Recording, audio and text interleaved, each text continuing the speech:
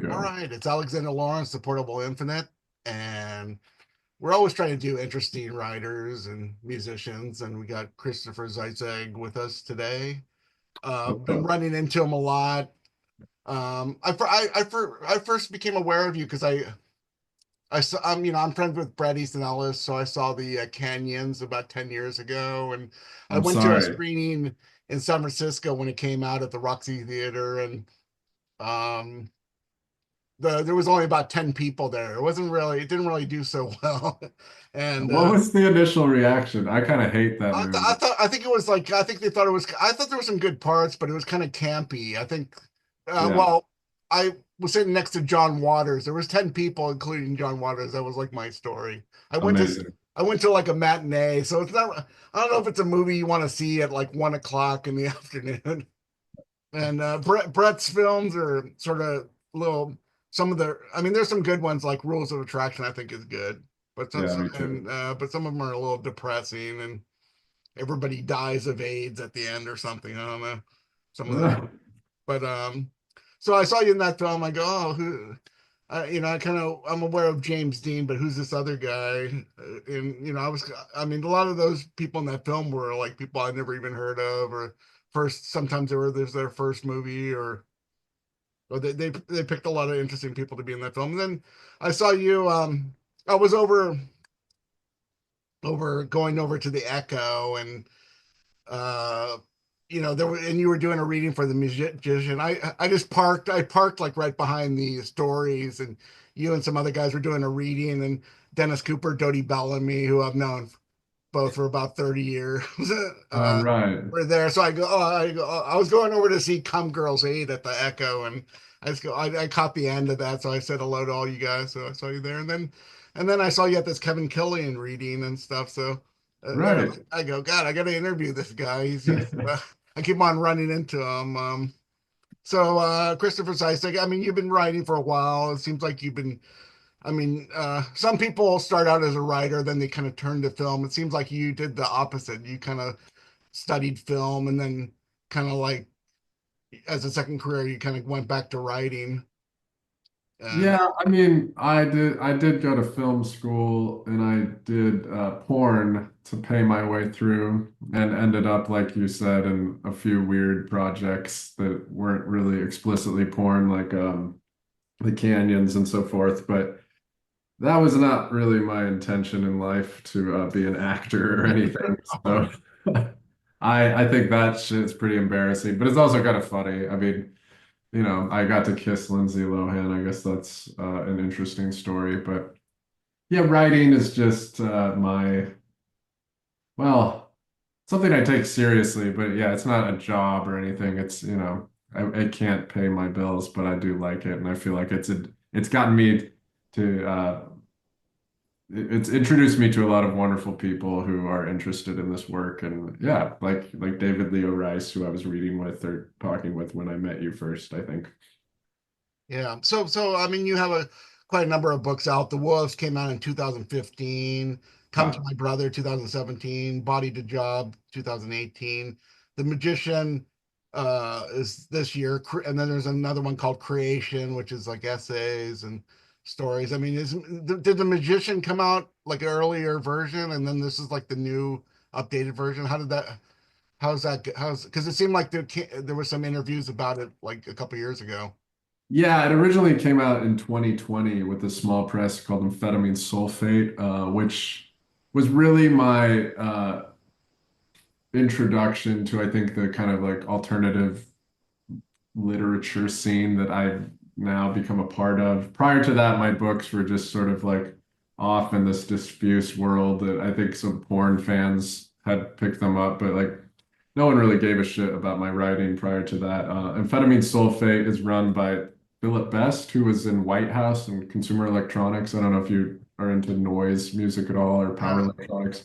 yeah, I'm aware of White House. Yeah. Okay, so it's his press, and yeah, I mean, I think it was actually pretty lucky to end up there, but he just let it kind of go out of print a few times, and it, I guess, I just wrote him and was saying like, I just want to like do some other things with this book. And I think he didn't really have the resources or desire to do that with me. So he gave me his blessing to take it elsewhere. And I've been talking with this guy, Ben, who runs Apocalypse Party Press, who I'm with now. And I just think we were kind of on the same page in terms of like, I don't know what to do with this book. And we'll see if any of that comes to fruition. But yeah, he was willing to reprint it with a new cover. And there's not a lot new with the book other than that. There's like an introduction by a friend of mine named Chris Kelso, who's a phenomenal like sci-fi and horror writer from Scotland. But other than that, it's just like a slightly revised version of the text. It's mostly just cleaned up. Yeah, so my own background. I mean, I was a lit major. My first book, I was involved with this book about Grove Press in Oh, cool. 1990. So that was more, it was more about Beckett and Samuel Beckett and Burroughs. They were like the main writers, and plus the other one, the beat writers. And so that kind of led me to like and during the 90s I interviewed a lot of writers and stuff, and so I became aware of Kevin Killian and Dennis Cooper. I interviewed Dennis Cooper twice already. So I met all those guys like and Bret Easton Ellis at that time too. And so when I look at your writing, I mean it seems to I mean, there's other writers that you've been compared to. Michael Gira wrote this book called The Consumer. Right. There's Peter Sotos. There's Matthew Stocco wrote this book called Cows. It's pretty out there.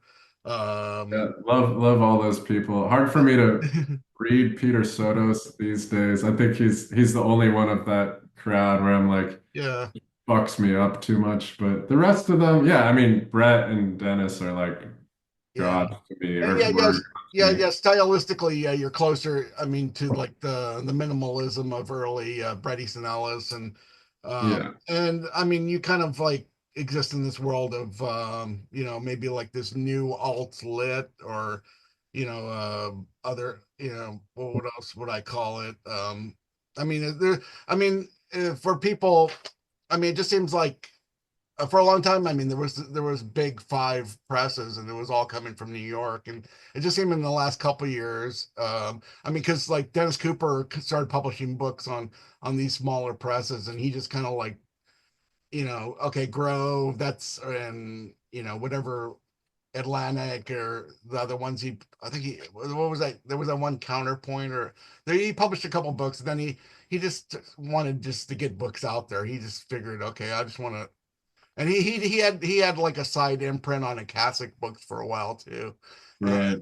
and Jack Skelly kind of through them. I kind of I got aware of like all these like interesting like little presses and a lot of them seem to be based in LA. So it seems to be people doing like memoirs, kind of just I mean, it's not. I mean, in your work, I mean, it's very minimal. I mean, there's a few mentions of bands like FKA Twigs, and there's, and the last scene kind of ends in this kind of like these guys that are listed. They like kind of dark metal or something, Right. but there's no really there's no like literary references or something to like the past. It's just kind of like it's like this guy's it's almost like this guy's diary or something, this the main character and the magician and stuff like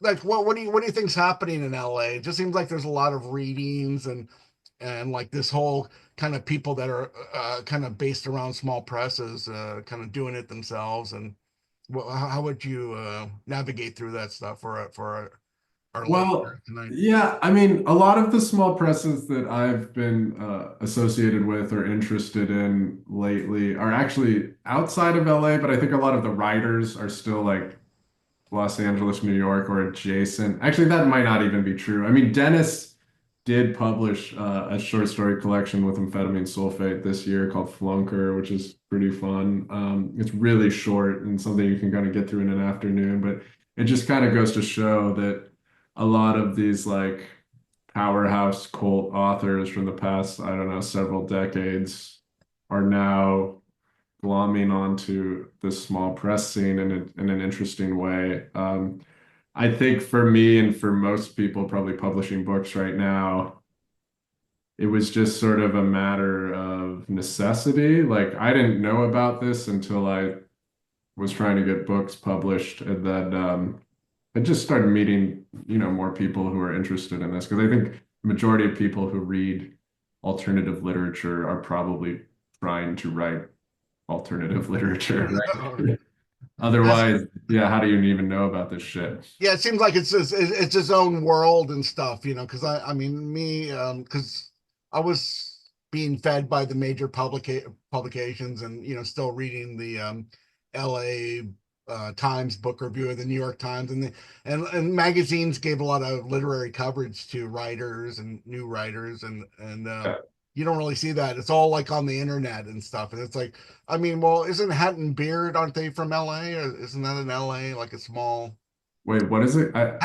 Hatton Beard Press is it's a I I think don't know. I'm not familiar, uh, unfortunately. okay, well I'm saying that there's seems like a lot if it's not in LA it's on the West Coast and it's Hmm. separate. I think it's like these presses are sometimes they have 5 or 10 books and they're definitely more on the West Coast and they have nothing to do with the New York. I mean, besides Kasich Books, which has always been sort of independent and Johnny Temple and all that stuff.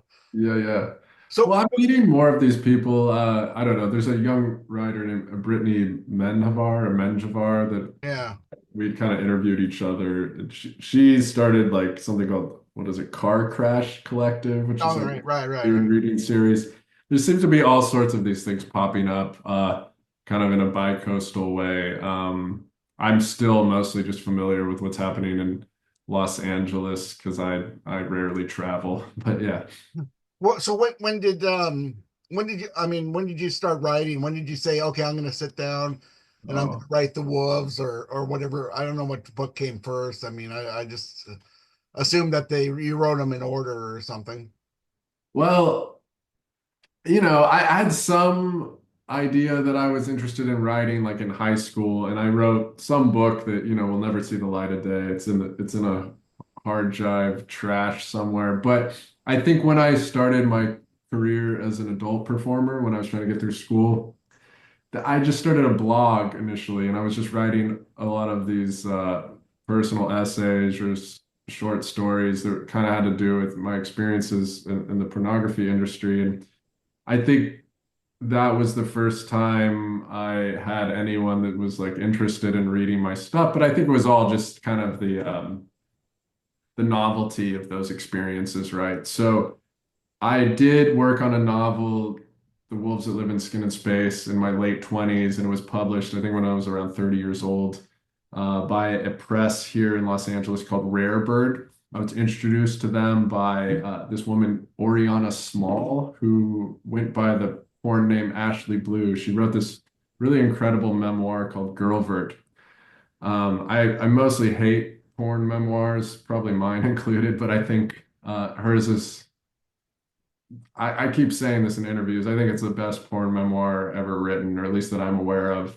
And it's probably not to do with her extraordinary prose. I think it's just like this emotionally detached recounting of a very kind of like violent time in gonzo porn in the early 2000s, where she kind of just participates in this shit as like an extreme athlete almost. Anyway, she was really my introduction into getting officially published. But, Rare Bird had like a sex writing imprint called Barnacle Books. So they put out Wolves That Live in Skin and Space, and then my essentially porn memoir. It's called Body to Job. But I just felt like well, I don't know. The books didn't do that well. And I don't know. It might just be my fault or they're not good. But I think in my head, it was like the audience was just my porn fans because no one else knows who I was. Or sorry, no one else knew who I was at that point. And I think there was kind of this cognitive dissonance for some of those people who would write to me and be like, well, I don't understand why you're not writing like erotica, or this isn't very sexy, or like why did you make up this shit in your memoir? And I was just writing, auto fiction that incorporated the style and sort of genre stuff of the people that I looked up to as a kid and young adult, which was like we talked about, Brett Ellis, Dennis Cooper, and then later this evolved into a lot of other people who make up contemporary literature. But um, I ended up working on The Magician just because it was this coming out of a fairly volatile time in my life when I had retired from performing in the adult industry, but was still kind of working as a hustler on the side and had this really tumultuous relationship with a young woman who was, an addict and so forth. And I pitched this to Rare Bird, and they just, I think, I don't know why they weren't interested. It might have been that my other books didn't sell well, or they just didn't like this one or whatever, but they basically ghosted me. And so I was looking around and I found a copy of a Peter Sotos book that was published by Nine Banded Books. I don't know if you're familiar with them. Mm. Anyway, it just seemed like the only thing I owned that was like just really, really, I don't know, transgressive or intense or just fucked up and like much more so than my stuff. But I figured like I could give it a shot and email the publisher. So uh the guy's name is Chip. He works at Nine Banded Books, or he runs Nine Banded Books. He said he wasn't doing very much at the time, but he told me to contact Philip Best at Amphetamine Sulfate, and the rest, I guess, is history. He agreed to put it out, and I think that's the first time my work kind of found the right audience, or at least an audience that sort of appreciated what I was doing. Well, I think people are responding maybe to the Magician could have been a book that was just kind of stayed in the porn world. I mean, I read this book recently called Softcore, that kind of really I was kind of disappointed. A friend of mine got me hyped about it, and then I just kind of thought, it was just okay. Uh-huh. But the Magician, I mean, there's a third of it's like the porn world and coming out of that, and then there's this whole Christian straight world Yeah.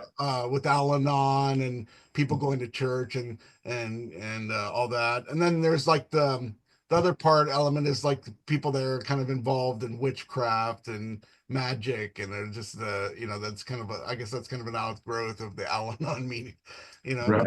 so I mean, there's like these three worlds, and they all kind of mix and stuff, and they're all like, they all kind of like cross over.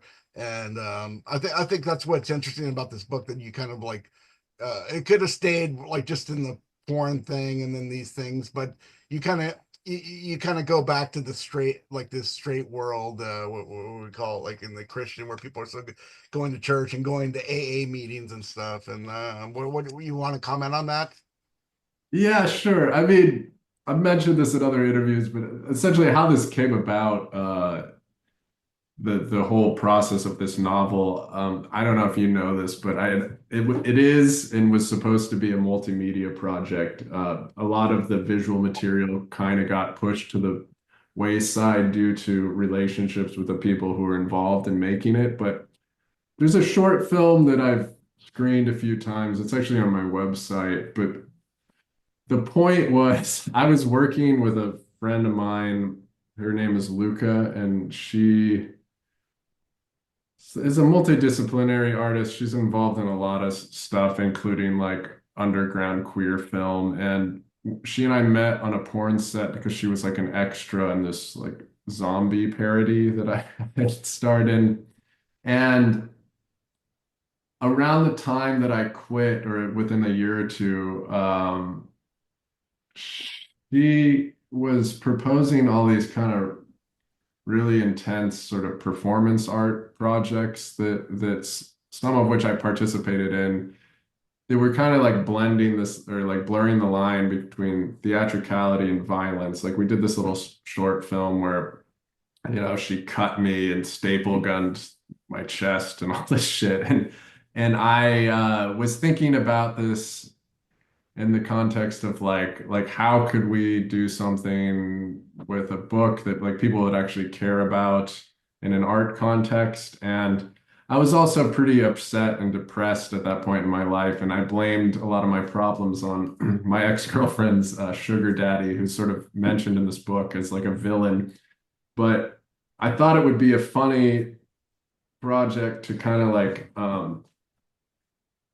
research black magic rituals from like I don't know, the sort of medieval grimoires that you can find translated on like Amazon.com and try and find like a death spell, and that we would maybe go through the process of enacting this as an art project and like document it in a fairly typical like film production way, and then playfully skirt the edge of like, I don't know if this is real or not, but if it is, and we kill this motherfucker, like good, and if not, it'll just be like a fun thing to mess around with. Well, that after several years of writing and going through the process, my anger, I guess, sort of waned, and I wasn't really interested in this from like a realistic point of view, but I think it had enough energy to kind of catapult me to finish the book. But it took about 5 years to write that. Wow.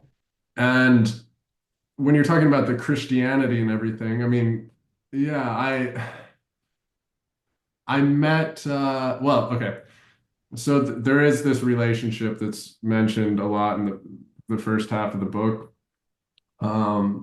And I had this girlfriend who was ODing on quite a regular basis, and I had a good friend of mine who was an NA recommend I go to Al-Anon. And at the time, I was not religious or spiritual or anything like that. So it was sort of just this bizarre environment in which I was encountering a lot of people who I guess because it was in Los Angeles and there's just a lot of people who aren't religious, but to go to those programs, they were sort of coming up with all these other reasons or like sort of abstractions that they would use as their higher power. I reckon I mentioned in the book this old man who was like used a fucking like action figure or something, which was true. I saw that in an Al-Anon meeting, and I was always saying in my head like, how fucking idiotic are these people? But I thought it would be a funny thing for the book and for the art project to kind of think about that in the context of like, what if you thought of using like a demon for your higher power?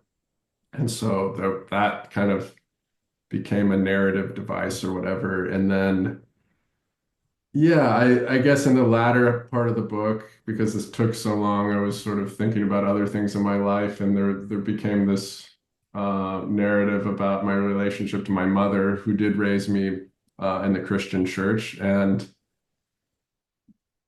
yeah, I mean, I don't know what to say about that, but that is a part of my life, and it's something that I found that was interesting in the context of just pushing this forward a little bit. So getting back to the movie, I mean, Yeah, we went to this Kevin Killian reading. I mean, Kevin Killian was an actor in the movie. Like, what part did he play? yeah. So he plays the sugar daddy guy, and it's I'm so grateful for him or to him for being in the film. He was only really on one day of shooting. We got a lot of stuff from him, and we sort of like fake murder him, and the like he gets this big prosthetic on his neck where he just like gets his fucking neck slit open, and it was funny because he's such a sweetheart. I mean, I guess you know him, but Yeah.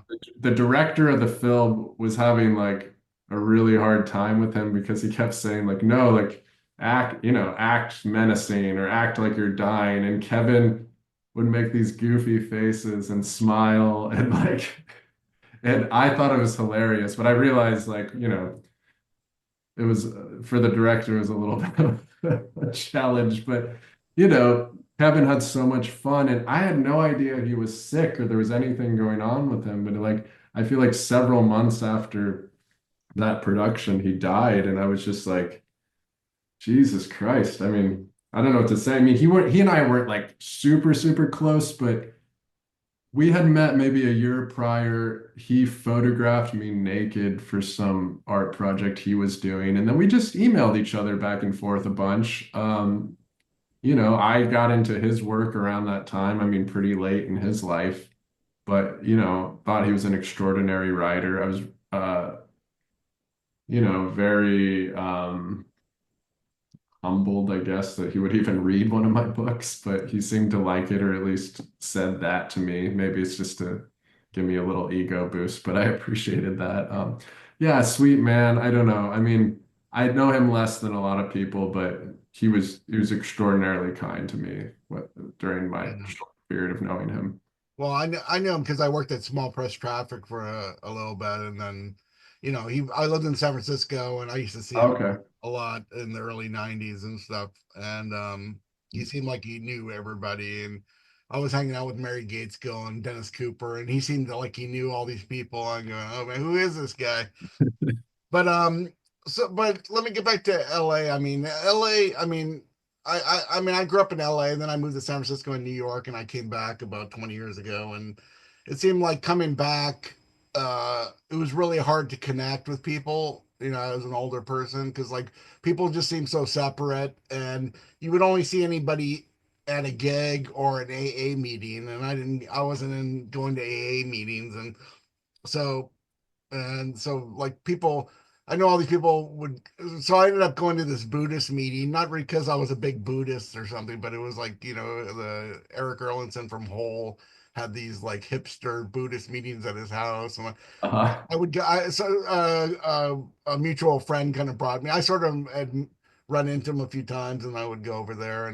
But it was kind of cool to have like a meeting every Sunday, just because in LA you kind of seem like even pre-COVID, you seem like you're kind of like you don't even see anybody. Uh, I described LA like as people drive 30 miles to hang out at a cafe so they can ignore other people, and stuff. And well, what do you just think about I mean, you lived in a couple places. I mean, you lived in Northern California, LA, and probably other Yeah. places. What do you Oh, think about LA and just how people are very like in their really closed off to, I mean, in their world, and I mean, and when you get into a relationship, you might be even closed off to your friends. I mean, I think you're absolutely right. I've been in LA close to 20 years now. I think I moved here when I was 20. And yeah, I mean it's such a large city, but it's also sprawling and it's not like New York or San Francisco where everyone lives on top of each other. uh, Oh, and because the traffic is so bad and we don't really have great public transportation, I think you kind of get cloistered off to your neighborhood. And I make that joke all the time. Like if a friend lives on the west side, I'm never gonna fucking see yeah, them. I haven't been to the ocean more than 10 times in my life, and I've lived here 20 years because I live in East LA. But that said, to be honest, I kind of prefer that. I am like a binge socializer. Is that a word? yeah. Meaning like I love to see my friends, but I don't like to hang out with people that often unless I'm, dating them or something. But yeah, I think most writers I meet are kind of the same way. That's why, like, the only good thing about readings is that I get to see these people like yourself, because otherwise it's really hard to get me out of my house. And I think it's hard to get most people, unless they're working or whatever. But uh like readings are the fucking most boring thing on the planet, but it's something that you get to meet other writers. So I appreciate that. Like the 30 minutes after they happen or the 30 minutes before if you happen to get there early. But yeah, I mean, I'm not bemoaning the fact that like I don't get to see people in a different neighborhood that often. I have like, a close group of friends that I see semi regularly, but I don't need it more than that. Yeah, it's good. Yeah, I broke up with this girl I went out with because she lives in Van Nuys, and I just didn't want to go up there. It's a valid reason. I She was understand. too far away. It's like I had to find somebody that would like live closer to the Grove. Is that where you're at? Well, that's where I lived at that time. Yeah, Okay. and, but getting back to the book, yeah, yeah, I agree. It's LA is kind of a good place for writers because in New York or San Francisco, you just walking on the street, you run into people that you know, all the time. You know, just, Yeah. it's very those are very social cities. And but in okay, so The Magician. I mean, this book is out. You know, people should definitely buy it. If people want to contact you, they should probably or if they want to buy the book, they should go to Amazon, and if they want to contact you, they should go to like Instagram's like the best place to. Yeah, people email me sometimes on the email from my website. I think you might have done that. I Yeah. mean, I check it occasionally, but it's, yeah, I recommend just going on social media. I have a business email and I don't give that out unless like, I want to talk to you. So you have it now. But I think Instagram DMs are fine. And, if we're not following each other, just like comment on a post. I'm pretty like phone fucked brain addicted to my shit. So I'll be checking that all the time. So in the book, I mean, there's the whole idea of magic and spells and Yeah. stuff. Do you Is that something that you believe in, or is it just like a novelistic device? What do you think about that? Well, like I said earlier, it was something I was exploring pretty heavily at the time for the purposes of the project. I did end up buying all these medieval grimoires, but no, I mean, even if it's real, I don't have the patience for that shit. It's so just boring and convoluted, and I don't know. So I had to, by the end of the book, yeah, I ended up making up a lot of it, and I think there's a kind of like stupid analogy in there at some point, or at least in an essay I wrote about making this project where, I meet people who are actually into black magic. None of those people ever have their life together. They're always like impoverished idiots. So I don't think this probably I mean, they're not someone I would want to look up to. I and then on the other side of the fence, the Christianity and everything. I mean, love my mom. I do have a sort of spiritual life, but that's kind of personal to me. It's not really a religious affiliation, but no, I don't have any magic practice. I Yeah. do think it's mostly silly. Okay, well, and then I mean, there's the whole idea of taboo and stuff. I Yeah. mean, George Bataille in one of his books like talk about taboo. It's like something that like dead people. We don't want to. We have a fear of touching them, but we also are into transgression. So we also you have to break the taboos too. You have to respect the taboo and break it both. What do you think about taboo and just people always like trying to outdo themselves and all that stuff? Or some people seem to get into heavier drugs just because the other ones, like pot is like a gateway drug supposedly Yeah. or something, or they just got to get into heavier shit. Well, in my personal life, I feel like I've already come out the other end, at least with the things I was willing to dabble with, which is, I think the most extreme things that happened in my life all had to do kind of with like sex work. I wasn't that into drugs and still am not. Um, But I think this sort of stuff around literature, this idea of taboo, especially when we talk about like the word transgressive when it's attached to literature or film or whatever artistic medium. This is a conversation I've been having a lot recently within the past 2 years, where like I think it's almost meaningless at this point, or at least what we think that word means, I think needs to change because, this book and a lot of the people who influenced me, I think when we talk about transgressing taboos, it's like this usually just means explicit sex and violence or something having to do with drug use or whatever, pedophilia, something like that. And um because we now live in the age of Pornhub and 24/7 like news about genocide and things like that. What like I don't think there's like a strong desire to go to literature to find things you're missing elsewhere in terms of like that subject matter. So while I obviously explore that quite a bit, I think I don't know. I think a lot of the writers I've been talking to who live in this world, I don't think we're going to leave that stuff away. Like, it's because some of it's just fun in the way that like a horror film is fun. But I think what that word means sort of needs to change. And I'm sort of interested in experimenting with that in the future. I'm not sure that I've landed on any real path forward that makes sense, like as to what is like sort of breaking a taboo. But I don't think writing about explicit sex or violence is really shocking to anyone at this point, or it's not to me. So what are you working on next? Is there another novel underway? What's next for Christopher Zeischegg?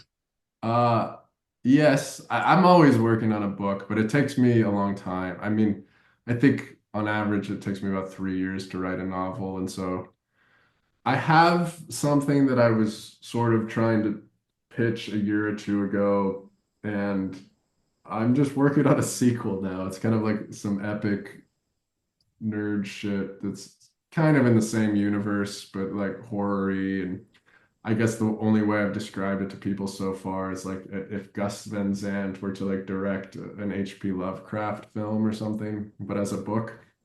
I think that's all I'm going to say now, but I hope it will be available in like the next 3 years. We'll see. Well, when did Creation? When did that book come out? When is? That came out in January or February of this year. So I did have two books drop this year, but The Magician is like a reissue, so I don't know if it counts exactly, but yeah. Okay. Okay, so if anyone, check Amazon, check Yeah, Christopher Zeizeg on Instagram. Thank you for talking to me. I think absolutely. it's great that writers are working independently and go to your books are available at Stories and some of the bookstores, independent bookstores.